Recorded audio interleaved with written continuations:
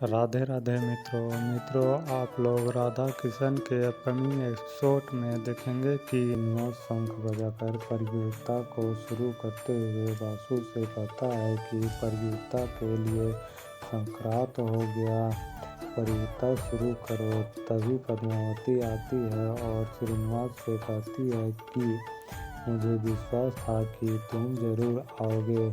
फिर आई कहती है कि ये सब तो ठीक है, पर प्रतियोगिता का चयन कौन करेगा? तो पद्मावती कहती है कि श्रीनिवास करेंगे, क्योंकि ये स्वयं श्रेष्ठ नर्तक हैं और हमारे गुरु भी। तो वासु कहता है कि बहुत अच्छा, अपने पति को ही चयनकर्ता बना लो ताकि तुम ये प्रतियोगिता आसानी से जीत सको। ये कदापि नहीं हो सकता है। तभी भार्गवी कहती है कि कुमार वासु, मुझे पूर्ण विश्वास है कि श्रीनिवास निष्पक्ष होकर अपना निर्णय लेंगे। फिर कुमार वासु कहता है, यदि तुम दोनों को ऐसा लगता है तो ठीक है, सारा कुछ मेरा योजना के अनुसार होना चाहिए। बाला पद्मावती पराजित होनी चाहिए और भार्गवी की विजय। नहीं तो ये श्रीनिवास मेरा विवाह भार्गवी से कभी नहीं होने देगा। तो बाला कहता है कि आप चिंता ना करें, विजय तो भार्गवी की ही होगी। फिर कुमार वासु कहता है कि भार्गवी, पहले तुम नृत्य प्रस्तुत करो। तो भार्गवी कहती है कि मैं पहले नृत्य प्रस्तुत नहीं कर सकती हूँ, क्योंकि अभी तक वेंकटेश यहाँ नहीं पहुँचा है। मैं उसका प्रतीक्षा कर रही हूँ। वेंकटेश ने ही मुझे प्रोत्साहित किया था इस प्रतियोगिता के लिए। मैं उसी के कारण आज इस प्रतियोगिता के लिए तैयार हुआ हूँ। फिर भार्गवी श्रीनिवास से पूछती है, कहाँ है वेंकटेश, मुझे बताओ। तो श्रीनिवास कहता है कि वेंकटेश आया था मुझे खोजते हुए, किंतु गोविंदराज का अचानक से स्वास्थ्य खराब हो जाने से दोनों को वहीं रुकना पड़ा। वैसे भी किसी को तो वहाँ होना चाहिए था ना, गोविंदराज के देखरेख करने के लिए। तो वेंकटेश वहीं रुक गए। मेरा मानना है कि अब प्रतियोगिता शुरू किया जाए। तो कुमार वासु कहता है, तो ठीक है, प्रतियोगिता आरंभ की जाए। फिर भार्गवी नटराज को हाथ जोड़कर कहती है कि हे नटराज, आप आशीर्वाद दें कि मैं इस परीक्षा को शुद्ध रूप से प्रस्तुत कर सकूं, जो श्रीनिवास ने मुझे सिखाया है। और फिर भार्गवी आगे आती है और अपना नृत्य करना शुरू करती है।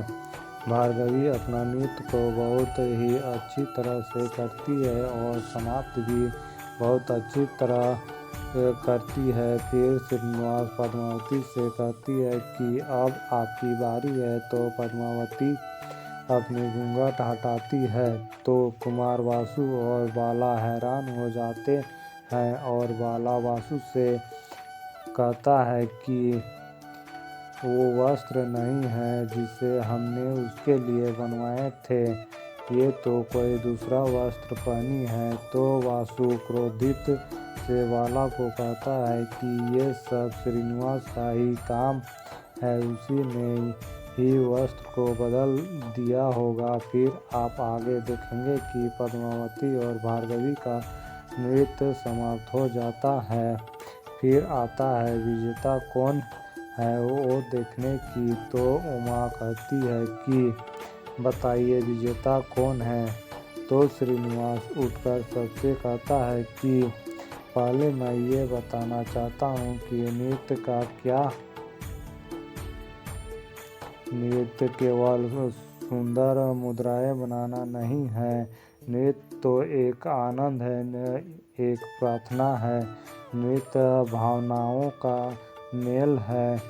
और जब भी कोई अपने मन की बात सुनता है और फिर नृत्य करता है तो वो केवल नृत्य नहीं रहता है, तब वो नृत्य प्रेम का रूप ले लेता है।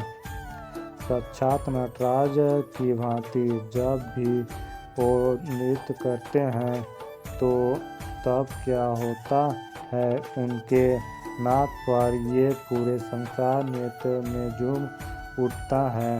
बस वही है नृत्य। और रही बात आज के विजेता का, तो वो आप दोनों ही हैं। और श्रीनिवास कहते हैं कि साक्षात मैं नटराज की छवि देखी है आप दोनों में। आज नटराज को साक्षी मानकर ये कहता हूँ और निष्पक्ष हो के कहता हूँ कि आप दोनों ही विजेता हैं। बस उनके अतिरिक्त जिनके मन में ही खोट है। फिर आगे आप देखेंगे कि उमा भार्गवी से कहती है कि ईश्वर ने मेरी प्रार्थना सुन ली और आप विजय हो गई।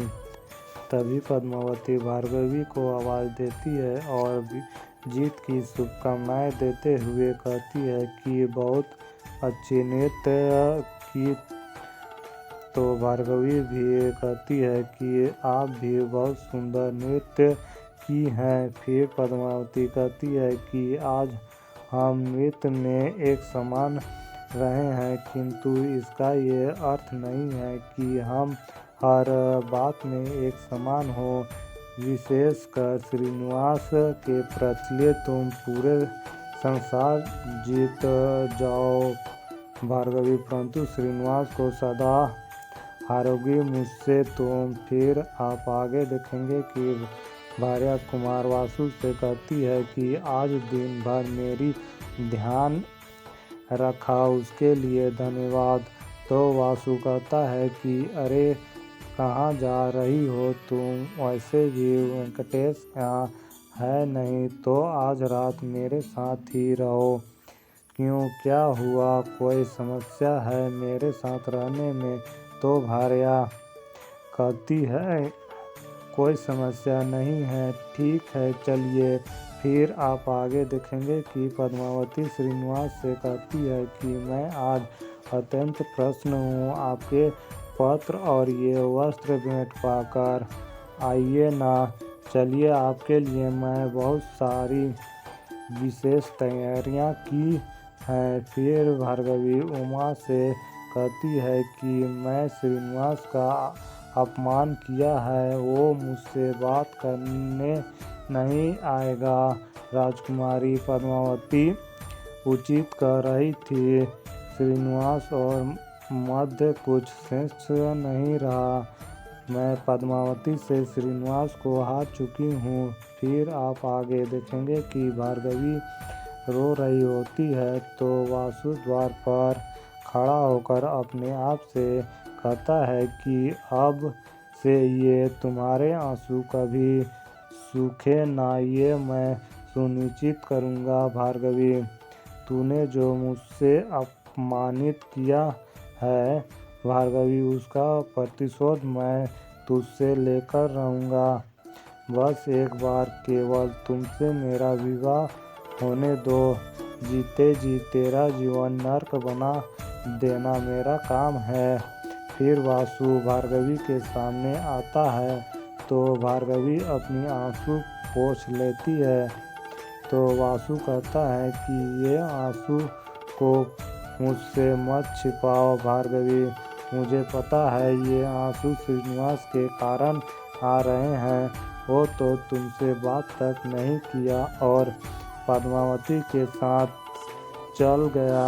फिर आप आगे देखेंगे कि पद्मावती श्रीनिवास के स्वागत में उनका सारे प्रिय भोजन बनाती है और कहती है कि आज मैं अत्यंत प्रसन्न हूँ। इतने दिनों बाद आज हम दोनों एक साथ भोजन करने वाले हैं। आपके बिना तो जैसे भोजन में स्वाद ही नहीं। तो ऐसे ही मित्रों आगे और भी बहुत कुछ देखेंगे। तो अभी के लिए इस वीडियो में इतना ही। तो मित्रों अगर आप लोगों को हमारी वीडियो पसंद आई हो तो वीडियो को कर दीजिएगा लाइक, और अगर अभी तक आप लोगों ने हमारे चैनल को सब्सक्राइब नहीं किया है तो चैनल को कर दीजिएगा सब्सक्राइब, और बेल आइकन को ऑन पे करके प्रेस कर दीजिएगा, जिससे कि हमारी न्यू वीडियो का नोटिफिकेशन आपको सबसे पहले मिल जाए। तो मित्रों मैं मिलता हूँ जल्द आप लोगों को एक नई वीडियो के साथ। तब तक के लिए राधे।